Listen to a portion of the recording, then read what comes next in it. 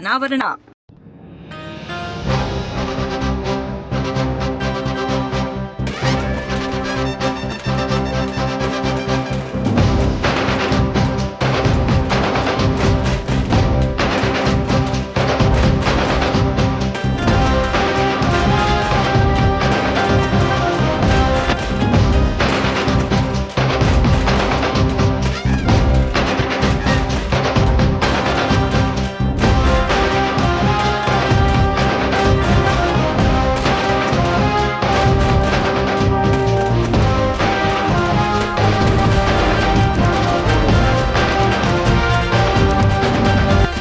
ಜನರ ಕಷ್ಟಕ್ಕೆ ಸದಾ ಮಿಡಿಯುವ ಯುವ ರಾಜಕಾರಣಿ.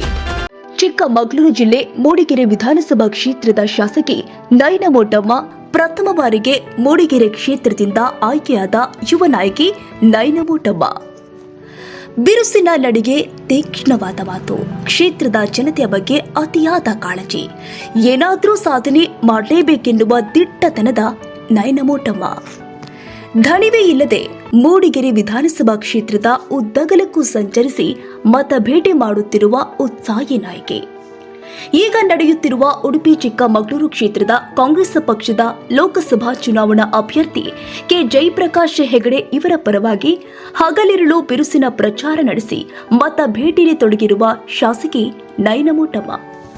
ಮೂಡಿಗೆರೆ ವಿಧಾನಸಭಾ ಕ್ಷೇತ್ರದ ಮೂಡಿಗೆರೆ ಬ್ಲಾಕ್, ಆಲ್ದೂರು ಬ್ಲಾಕ್ ಹಾಗೂ ಕಳಸ ಬ್ಲಾಕ್ ಉದ್ದಗಲಕ್ಕೂ ಪಕ್ಷದ ಮುಖಂಡರೊಂದಿಗೆ ಭೇಟಿ ನೀಡಿ ಜನಸಾಮಾನ್ಯರಲ್ಲಿ ಸಾಮಾನ್ಯರಂತೆ ಜನಗಳ ಮಧ್ಯೆ ಬೆರೆತು ಮತಯಾಚನೆ ಮಾಡುತ್ತಿರುವ ಮೂಡಿಗೆರೆ ಶಾಸಕಿ ನಯನ ಮೋಟಮ್ಮ.